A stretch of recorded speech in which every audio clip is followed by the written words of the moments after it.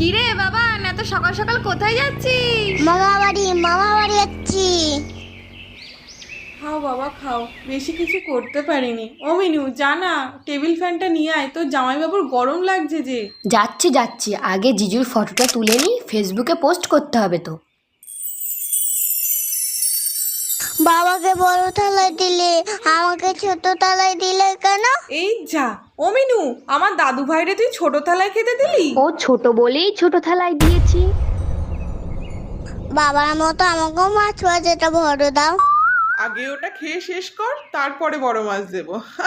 এই শুনছো, জামাই তো এখানেই বসে আছে, গিফটটা তাহলে এখানেই দিয়ে দাও। আমিও তো এখানে বসে রয়েছি, আমাকেও গিফট দাও।